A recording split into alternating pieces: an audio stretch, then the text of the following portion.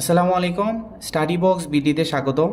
আমরা writing skills ডেভেলপমেন্টে যে একটা একটা করে সেন্টেন্স দিয়ে দিয়ে বোঝাচ্ছি কিভাবে কোথায় চেঞ্জ করলে কোন টাইপের সেন্টেন্সে ওয়ার্ড চয়েসগুলো কেমন হবে।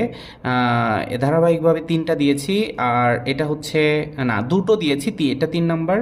এইটা প্রথমে নাম্বারটা দেখেন, if you have any questions feel free to ask at the front desk. Feel free to ask, এখানে আপনি যে চয়েসটা করতে পারেন, আস্ক না লিখে ইনকোয়ার লিখতে পারেন, ঠিক আছে? Feel free two inquire,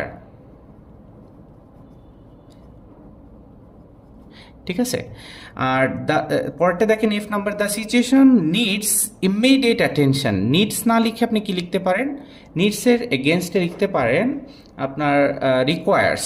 requires, ঠিক আছে? The situation requires immediate attention, okay? আর নাম্বার সেন্টেন্সটা দেখেন, to get a visa you must submit an application form.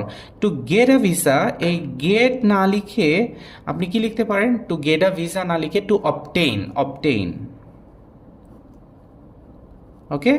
তাহলে এইভাবে যদি আপনি ওয়ার্ড চয়েসটা সঠিক হয় তাহলে কিন্তু সেন্টেন্সের মান বেড়ে যাবে। আপনি যদি একটা ইমেল লেখেন সেক্ষেত্রে ইমেলটা খুব অ্যাকসেপ্টেবল একটা ইমেল হবে। তো ভালো থাকেন, আসসালামু আলাইকুম।